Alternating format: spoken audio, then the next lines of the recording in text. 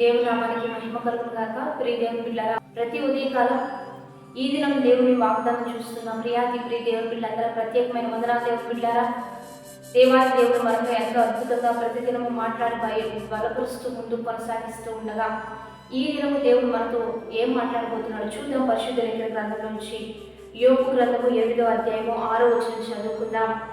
నీవు పవిత్రుడివై యథార్థవంతుడివైన ఎడల నిశ్చయముగా ఆయన నీయందు శ్రద్ధ నిలిపి నీ నీతికి తగినట్లుగా నీ నివాస స్థలమును వర్ధిల్ల చేయును. ఈరోజు దేవుడు మనకి ఇస్తున్న బలమైన వాగ్దానం, నీ నీతికి తగినట్లుగా నీ నివాస స్థలాన్ని వర్ధిల్ల చేస్తానని వాగ్దానం చేస్తున్నాడు. ఈరోజు దేవుడు యోబు గారికి తోడై ఉన్నాడు కనుకనే తన నీతిని బట్టి దేవుడు తన నివాస స్థలాన్ని వర్ధిల్ల చేశాడు.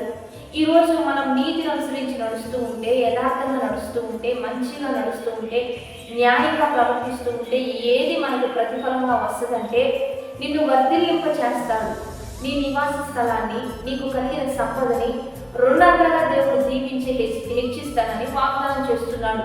రెండోదిగా దేవుడు వాగ్దానం ఏమని సెలవిస్తున్నాడంటే, మొదట నా నీతిని, నా రాజ్యాన్ని వెంబడించమని దేవుడు తెలియజేస్తూ ఉండగా, ఎవరైతే ఆయన నీతిని, ఆయన రాజ్యాన్ని మొదట వెతుకుతూ ఉంటారో అప్పుడు అవన్నీ కూడా మనకు అనుగ్రహించబడతాయని దేవుడే ఈ వాక్యం తెలియజేస్తూ ఉన్నాడు. కనుక మనం నీతిని, రాజ్యాన్ని వెతుకుతూ ఉంటే మీకు ఏది అవసరమో, ఎంత అవసరమో, ఎలా అవసరమో, ఎప్పుడు అవసరమో సమస్తం దేవుడే సమకూర్చి మన యొక్కకు పంపిస్తూ ఉంటాడు. కనుక నీతిగా ప్రవర్తిద్దాం, యథార్థంగా ప్రవర్తిద్దాం.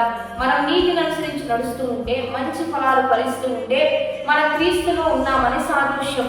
ఎవరైతే ఆయనలో ఉంటారో దేవుడు నూతన సృష్టిగా మారుస్తానని వాగ్దానం చేశాడు. కనుక క్రీస్తులో ఉన్న వారికి ఏ శిక్ష విధి లేదు. కనుక మనం ఏ శిక్షలకి గురి అవ్వలేము. ఏ శ్రమలు, ఏ శోధనలు వచ్చినా దూరం అయిపోతాయి. కనుక దేవుడు బిడ్డారా, క్రీస్తులో ఉండడానికి దేవుడు మనమే నూతన సృష్టిగా మారుస్తాడు, నూతన పేరునిస్తాడు, మంచి ఖ్యాతినిస్తాడు, మంచి బలంనిస్తాడు, ఆశీర్వాదకరమైన దీవెనలతో నేను ఎదుర్కొంటాడు. కనుక దేవుల్లో ఉండే ఎంత దీవెన, ఎంత ఆశీర్వాదం మనం పొందుకుంటాం. కనుక దేవుల్లో ఉందాం, దైవికంగా దీవించబడదాం, యథార్థతను అనుసరించి నడుద్దాం. ఈరోజు దేవుడు మనకిస్తున్నాడు, నువ్వు మంచిగా జీవిస్తే, యథార్థంగా జీవిస్తే, నీతిగా జీవిస్తే నిన్ను బట్టి నిన్ను ఆశీర్వదిస్తా, నీకు కలిగిన సంపద, నీ నివాస స్థలాన్ని ఆశీర్వదింప చేస్తానంటూ ఉండగా ఇక్కడ పనులు చేయటం వలన దీవెన, వ్యాపారం చేయటం వలన దీవెన అని రాయబడలేదు. కానీ నీతిని బట్టి దీవెన, యథార్థతను బట్టి దీవెన, మంచితనాన్ని బట్టి దీవెన. కాబట్టి మీరు ఎక్కడికైనా మంచిగా ఉండండి, నీతిగా ఉండండి, యథార్థంగా ఉండండి. మిమ్మల్ని ఖచ్చితంగా దేవుడు ఒక దినమున హెచ్చిస్తాడు.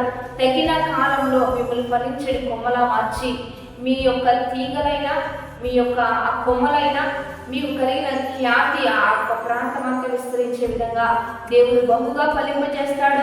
బైబిల్లో యోసేపు ఫలించడి కొమ్మ అంటే అతను ఎక్కడున్నా ఫలింపు, ఎక్కడికెళ్ళినా ఆశీర్వాదం, అతని వలన మేలు, అతని వలన దీవెన దేవుడే కలిగిస్తూ ముందుకు వెళ్తున్నాడు.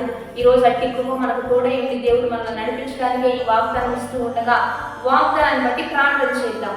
పరిశుద్ధ మహోన్నత గొప్ప దేవ, ఈ దినం మీరు మాకు ఇచ్చిన బలమైన వాక్ వచనాలను బట్టి నీకు మహిమ. ఎంతమంది వాగ్దానం చూస్తున్నారు, ఈ వాక్ వచనాలన్నీ బిడ్డల పట్ల రూఢీపరిచేయ, నూతన సృష్టిగా మార్చండి. వారి నీతిని బట్టి వారి నివాస స్థలము, వారు ఎక్కడ పని చేస్తున్నా, వారి స్కూలింగ్లో అయినా, కాలేజెస్లో అయినా, చేస్తున్న ఉద్యోగాలు అయినా, కుటుంబంలోనైనా, సేవలో అయినా, ఇంకా ఏ ఇతర వృత్తులు వారు చేస్తూ ఉన్నా వారి నీతిని అనుసరించి నడుచుకున్నట్లుగా మీరే సహాయం చేస్తూ వారి నివాస స్థలాలను వర్ధిల్ల చేయండి. సంఘాల సేవకులను ఆశీర్వదింప చేయండి. దేశాలు, రాష్ట్రాలు, ప్రపంచాలు దీవెనకరంగా నీ బలమైన వాక్కు ఉపయోగపడినట్లుగా ఆ అద్భుతమైన నీ ఘనమైన కార్యం జరిగించి ముందుకు కొనసాగించాయా.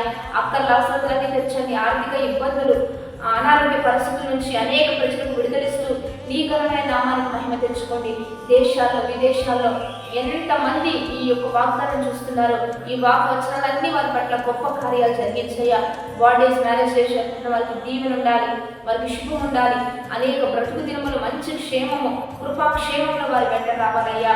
ఎంతమంది అనాథరైపోయారో, ఆహారం లేక దిక్కుతోచని స్థితిలో ఉన్నారో వారిని ఆదరించి మంచి ఆహారం పెట్టి పోషింప చేసి నీ ఘనమైన నామానికి మహిమ తెచ్చుకోరా తండ్రి. ఈ ఉదయకాలము ఎంతమంది కోర్టు కేసులు, గొడవలు, కొట్లాట్లు, అల్లాలతో ఉంటున్నారో సమాధానపరిచి ఈ యొక్క ఉదయకాలపు వాగ్దానం దీవెనకరంగా మార్చమని ప్రభు అయిన యేసుక్రీస్తు నామం పేరిట అడిగి వేడుకొని ప్రార్థిస్తున్నాము గొప్ప తండ్రి. ఆమేన్. కాబట్టి మంచిగా లైక్, షేర్, కామెంట్ చేస్తూ 10-20 మందికి షేర్ చేస్తూ దైవికంగా అనేకులను బలపరుద్దాం, దీవెనకరంగా ఉంచుదాం. Have a blessed day. Amen.